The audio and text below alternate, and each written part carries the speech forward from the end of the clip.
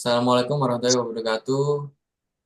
Perkenalkan kami dari kelompok 4, Machine Learning A2, ingin mempresentasikan hasil Machine Learning model Canvas dari proyek Machine Learning berjudul Prediksi Langganan Deposito Berjangka. Di sini kami beranggotakan 5 anggota yang terdiri dari saya sendiri yaitu Muhammad Tia Fikri Putra dengan NIM 034, kemudian Putu Arya Sutatirta dengan NIM 035, kemudian ada Billy Dawson dengan NIM 041, Muhammad Naufal Iza Ramadan dengan 087, dan yang terakhir yaitu Muhammad Firdaus Muafi dengan NIM 092. Eh, di sini kami akan mempresentasikan mengenai Machine Learning Canvas prediksi langganan deposito berjangka. Deposito berjangka itu sendiri adalah salah satu produk finansial yang penting bagi bank, karena dapat meningkatkan pihak dana dari pihak ketiga dan memperkuat stabilitas dari finansial itu sendiri. Namun menawarkan produk ini kepada semua pelanggan tentu secara acak akan memperlama dan menghabiskan banyak waktu serta banyak biaya. Oleh karena itu, disinilah machine learning berperan dengan pendekatan yang lebih cerdas dan tepat sasaran dengan memprediksi pelanggan yang akan kemungkinan besar akan berlangganan deposito berjangka. Ya, kita masuk ke dalam machine learning canvas-nya itu sendiri. Yang pertama yaitu value proposition. Solusi ini memberikan manfaat bagi dua pihak utama. Yang pertama yaitu tim pemasaran dari bank itu sendiri. Mereka mendapatkan uh, kelebihan yaitu lebih fokus dalam menargetkan klien yang memiliki kemungkinan besar akan berlangganan deposito berjangka sehingga meningkatkan efisiensi dari pemasaran itu sendiri. Kemudian yang pihak kedua yaitu pelanggan, di mana mereka mendapatkan penawaran produk finansial yang lebih relevan dan sesuai dengan kebutuhan mereka.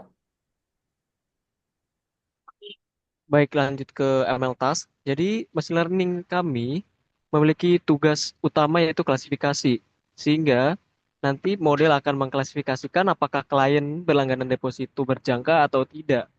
Nah, data yang diprediksi itu berdasarkan data pelanggan seperti umur, pekerjaan, status pernikahan, saldo, pinjaman, kontak terakhir, dan hasil kampanye pemasaran sebelumnya.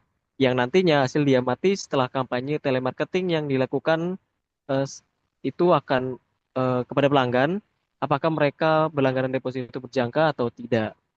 Masuk ke data sources seperti yang disinggung tadi, data diambil dari kampanye pemasaran telepon bank yang meliputi informasi klien seperti umur, pekerjaan, status pernikahan, saldo, dan lain sebagainya. Dan juga hasil dari kontak sebelumnya. Selanjutnya, untuk data collection sendiri, kita mengambil data diperoleh dari database internal bank dan sistem CRM yang mencatat informasi pelanggan seperti umur, pekerjaan, status pernikahan, saldo, pinjaman, kontak terakhir, dan hasil kampanye pemasaran sebelumnya.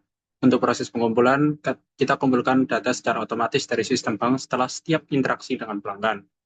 Dan data diperbarui secara berkala setiap kali ada kampanye, pemasaran, atau interaksi baru dengan pelanggan. Selanjutnya, making prediction.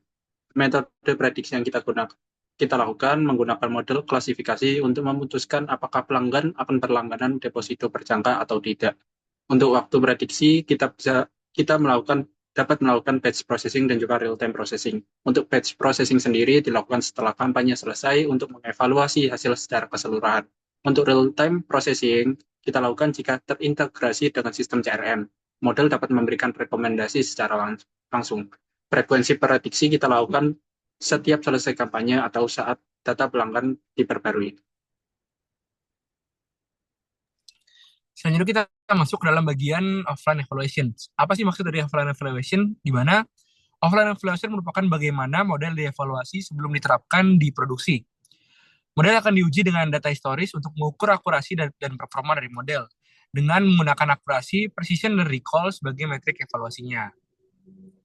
Selanjutnya terdapat features, di mana features merupakan representasi data apa yang digunakan untuk prediksi. Data yang digunakan adalah fitur numerik, misalnya umur, saldo, durasi kontak, dan fitur kategorikal, misalnya pekerjaan, status pernikahan, dan bulan kontrak. Beberapa fitur dapat diubah atau diolah, contohnya fitur kategorikal, misalnya menggunakan one-hot encoding untuk mengencode fitur-fitur kategorikal. Selanjutnya masuk ke dalam bully models, di mana model yang digunakan untuk melakukan prediksi hanya ada satu model, yaitu digunakan untuk apakah kalian akan berlangganan di deposito jangka panjang atau tidak. Kemudian model akan diperbarui apabila ada perubahan signifikan dalam data klien atau hasil kampanye pemasaran sebelumnya.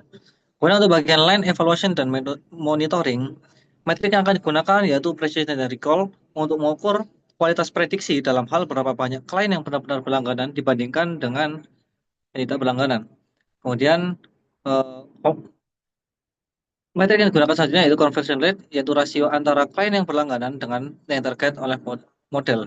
Kemudian akurasi, yaitu di mana presentasi prediksi yang benar akan ditampilkan menggunakan model seperti itu.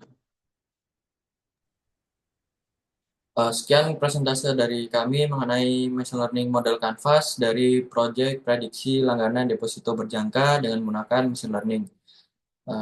Terima kasih telah menonton dan mohon maaf jika ada salah kata atau tindakan. Wassalamualaikum warahmatullahi wabarakatuh.